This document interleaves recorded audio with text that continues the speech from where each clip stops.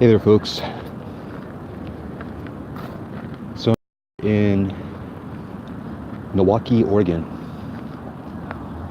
and it's the Willamette River. It's a really beautiful night. It's a good night to be alive. Just wanted to come on for a minute and talk with you guys about government spending, because not too long ago, like maybe last week, the National Defense Authorization Act was reauthorized, as it is every year.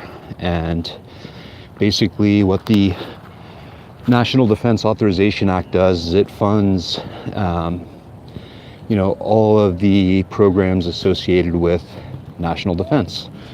And among that would be the Department of Defense, the Department of Homeland Security, Department of Energy, like all kinds of different departments draw their funding through the National Defense Authorization Act.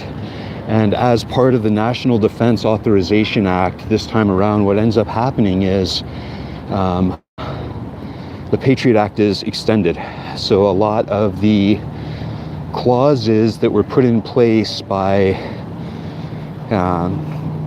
people who had foresight, that thought that this law could be potentially abused, when it was written 18 years ago, wrote in a bunch of these sunset clauses.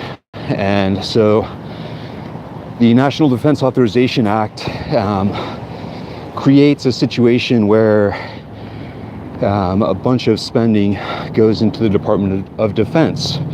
So I don't know how much you guys have followed along with the Department of Defense, but what's going on with our veterans is really humiliating. The fact that 22 veterans every day, 22 veterans every day take their own lives. And, a large part of that is because assistance isn't available. And a big part of that is to do with what just came out, the fact that the Afghanistan war has just been a cycle of failures, that they knew we couldn't win, but they kept us in there for profits anyway. Which brings me to the Department of Defense spending benefiting companies to do with Trump's presidency. So the way that our government basically works is that different corporations sponsor the candidates to become whichever position they're in. And my battery is just about to die. Anyway, if I gotta let you guys go, then I want to show you this guy before I do. He loves Trump, and there he is. Anyway, spending by our government disproportionately favors military-industrial contractors, whether they're security contractors or contractors who go in and rebuild, whether they're contractors that provide weapons, or services.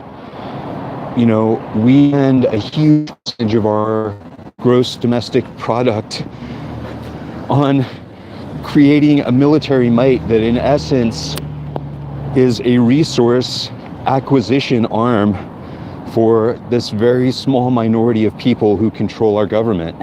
And sadly, a lot of people who are social conservatives, they believe that supporting people like Trump is somehow going to make the government less of a burden on the taxpayers.